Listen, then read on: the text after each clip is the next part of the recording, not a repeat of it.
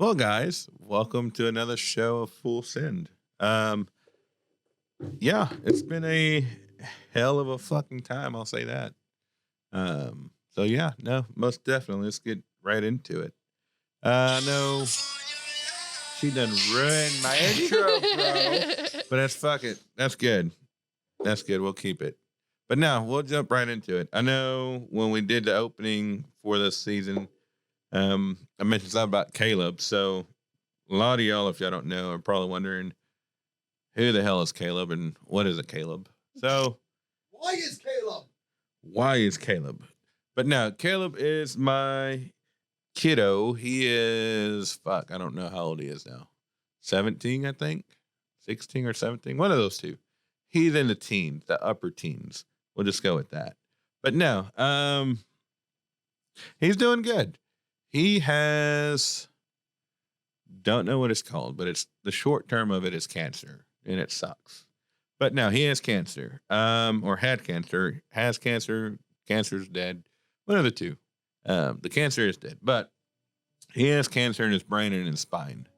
And he's been dealing with this since 2018, give or take, since March of 18. So yeah, I'm just gonna give y'all a rundown from then to now. So stay tuned. Let's get straight to the point. This what you do and what you don't do. No bullshit, sugarcoat when it comes to repairs and maintenance. Advice you can go to. For saying no edits, cause just go to. For saying and we'll get you done right. For saying and we'll get you going right. For saying keep it going day and night. And this ain't just a podcast, we get it right and keep it tight.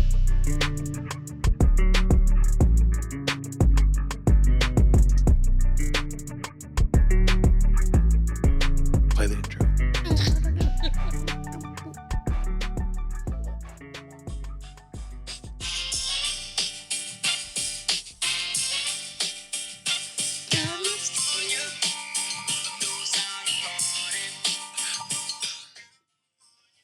Okay. All right, we'll get right into it. California knows how to party, right? Not really. It's all about Texas. What? It's not true. Oh, I guess. California knows somewhat how to party, but no. So yeah, cancer sucks, dudes. My kid got cancer, or he is in remission of cancer. He beat it, but no. So let's see. It started back when I was a little boy in diapers, but no.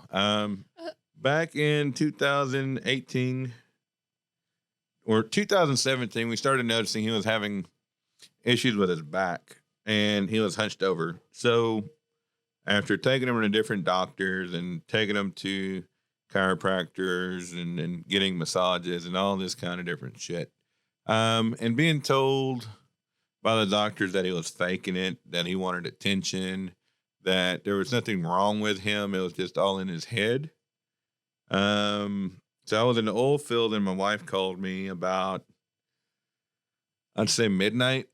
And as a parent, you got that gut feeling, when your phone rings in the middle of the night. I mean, I was in the oil field, so it was expected because we were always on call. So when I saw it was her calling, I knew it wasn't good because she never would call me that late. So kind of answered the phone and I was like, hey, what's going on? She's like, well, Caleb's crying really bad. He's saying he's in pain and it's hurting.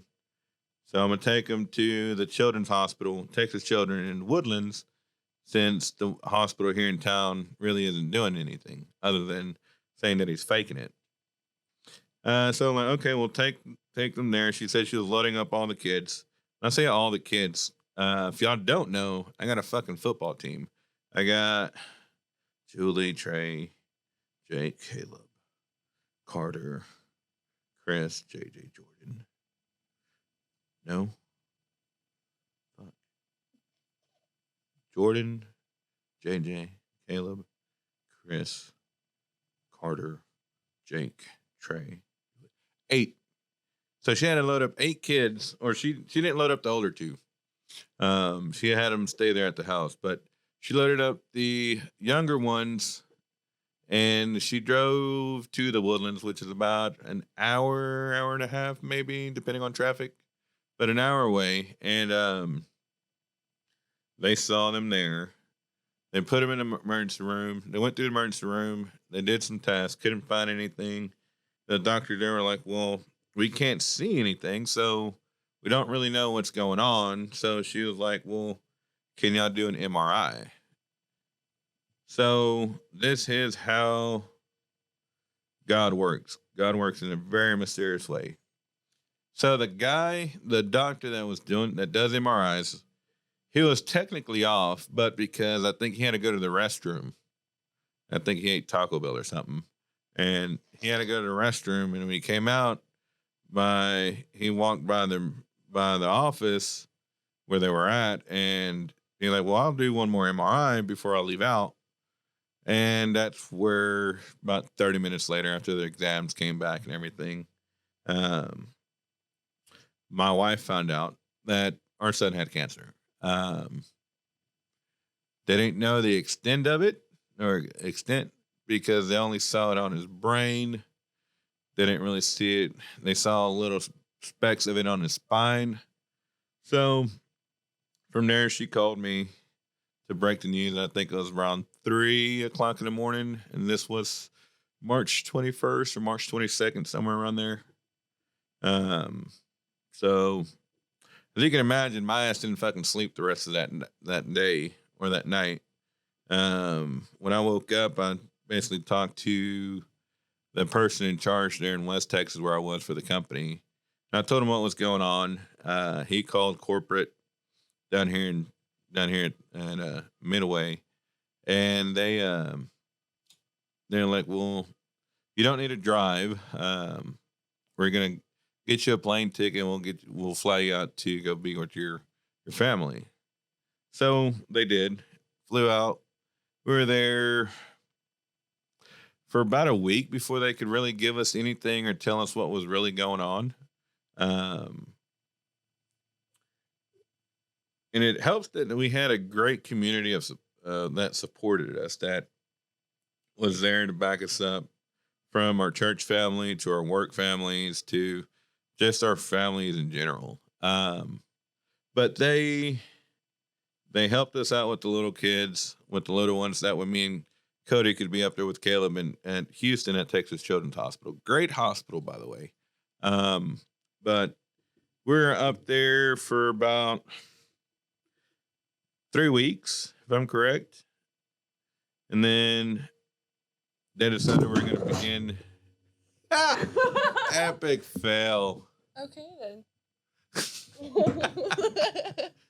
I know this is a serious show, but I mean, I can laugh. Anybody can laugh, really. I mean, cancer sucks, but that was funny as shit. My mic just attacked me. Yeah. And that's why we're mic'd up, where you can catch these funny moments. Okay, well, I'm just going to hold it in my lap now. All right. The mic, by the way.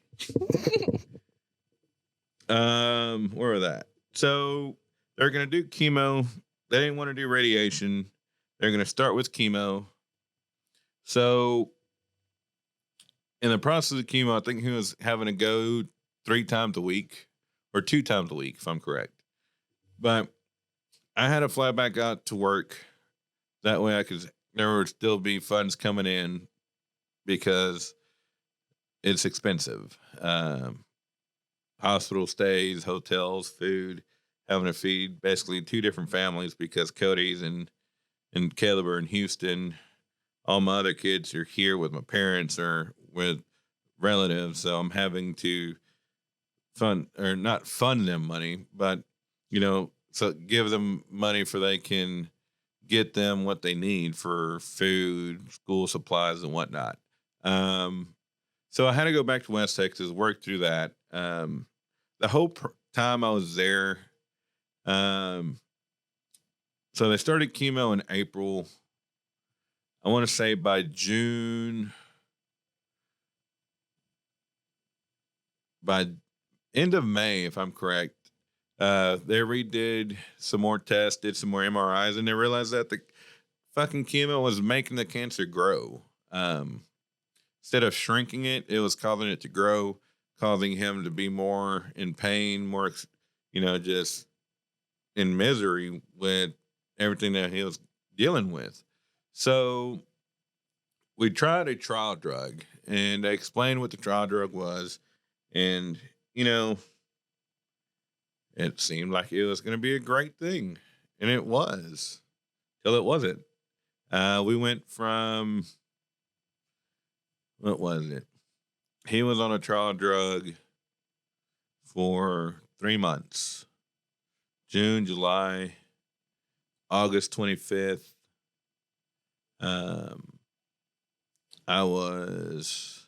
I think it was the day before school started for 2018, if I'm correct. He wasn't his normal self. So I told my wife, I'm going to take him to the emergency room. And I got to Buc-ee's and I was like, well, I'm going to take him to, I was telling myself, well, one, just take him here. It's probably he's low in fluids because he doesn't like to drink fucking water like I tell him. So I'm like, all right. And then God just put it on my heart to go to the Woodlands. And when I got on 45, Kayla was just going downhill faster and faster. And by the time I got to Huntsville, he was knocked out. And by the time I got to Willis, he was unresponsive.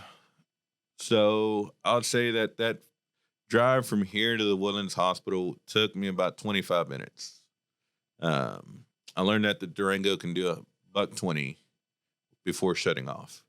When I got to the hospital, he had no pulse. They tried for 30-something minutes they managed to find a pulse, then the pulse would disappear. And then after about 30 minutes, they finally got him sustained, or whatever the medical term is, to where he was breathing on his own and he was still functioning and he was somewhat reactive to command. So they're like, well, we're going to give him this one sedative that's going to calm him down. And that was a big fuck no. He is highly allergic to, I should know the name of this medicine because he's allergic to it, but I don't. But verse starts with a V. I think it's Versed or verse something. But it does the opposite. Instead of calming his ass down, he came out like a fucking spider monkey and was just everywhere. Thought this was a serious show. Kiefer, you're laughing. I heard the but he came out at us like a fucking spider monkey. It took me and 5 other grown ass men my size to hold a kid that was 100 pounds down. So they finally got him sustained. Well, after that, I guess it was just a burst of energy that just got released. So his blood pressure and his vitals and all that were not in the greatest spot. So from there, we had to go to, who the fuck is calling me now? Don't know. I'll answer it later. From there, we had to go. They couldn't transport him until 6 hours later when they finally got him stable enough to transport him to Houston, to the main office. When we got there, he stopped breathing on his own again, and they ended up putting him on ventilator, life support, whatever you want to call it. It sucks because when you see your kid with all these tubes going down him and all these medical equipment attached to him, it sucks. But they put him on a life support. That was all on August 25th. August 26th, my mother-in-law died. She passed away. My mother had a stroke. So the 2 people we would rely to watch our kids that, we were confident enough to watch our kids were both, well, I'll say both, but one had passed, the other one's in a hospital. And then my brother, of course, is with my mother. And then my wife's, her brother is, was is incarcerated. I think he was in jail that time or in prison. If not, he was running away from the cops. But one of the two. So Cody had to stay home with the kids. I had to stay in the hospital with Caleb. And the ultimate question came of, do we want to keep him on the machines until he gets better? Or do we want to pull the plug and see what happens?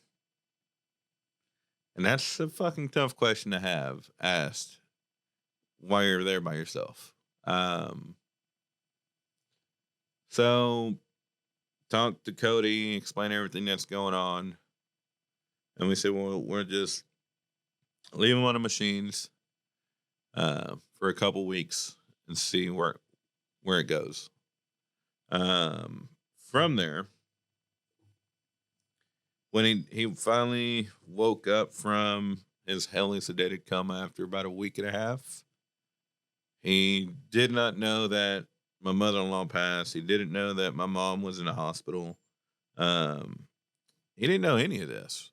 So when he woke up, he asked for everybody. So we're like, yeah, they're all home. He asked for Nene, which is my mother-in-law, and I didn't want to break it off to him that she had passed. So I'm like, yeah, she's at home. So he asked me, so why did I see her in heaven? And I'm like, what do you mean? You're like, well, I saw her in heaven with baby Jerry and with his other relatives that have passed. And I'm like, well, I don't know. I mean, she's at home. And she's like, well, then let me talk to her. So then that's where I had to, unfortunately, break it off to him that she had passed. And it blew my mind because he already knew that before I even told him. And then the way he described heaven was unreal. I mean, if you've ever read the book, the Bible, the book, the big book, it describes heaven, white pearly gates, pearly whites, and that's exactly how I described it. So it was just, everybody was amazed because this kid, Caleb, wasn't supposed to make it out of this coma he was in. So fast forward a little, and we're at, so he gets stabled. We take him off the damn, I forgot. My mind went blank. The test drug. And the doctor said they're going to do radiation.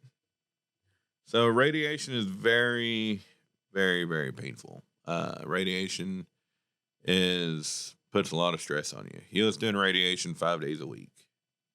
So me and Cody had to switch because I still needed to be able to come back to work and support the family, and then them being in Houston, that I was here at work. She was there with Caleb. And then he went through radiation. They stayed there for about till November. That Tuesday before Thanksgiving is when they finally got home. So I was really not looking forward to that Thanksgiving celebration because Caleb and Cody were going to be at the hospital. We couldn't visit them. We could, but because of the number of people you could have in a room, we all couldn't be there with them. And then the kids still wanted to have a Thanksgiving meal. I was not in the mood to do any of that. And I didn't even know they were coming home. I got home from work, and Cody and Caleb were there in the living room, and all the other kids were happy that they were there, and me too.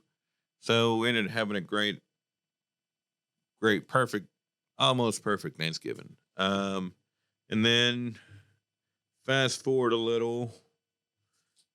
Again, cancer fucking sucks because there's so much aftermath after the fact of even just once you beat it, because he has beat it. The cancer cells in his brain are dead.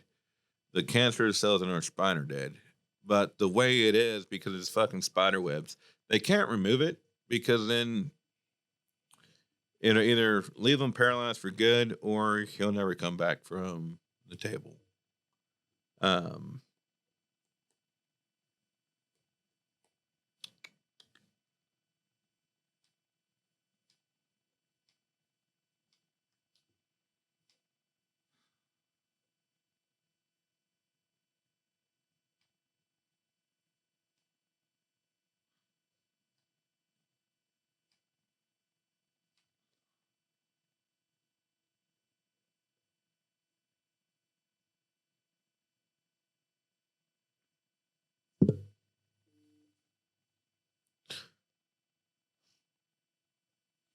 Sorry. I joke about it because it's a bitch. But real talk, this last care we had with him, it was a bitch. He was at the hospital for, I think, 2 weeks. When you have the doctor tell you we had a good 5-year run,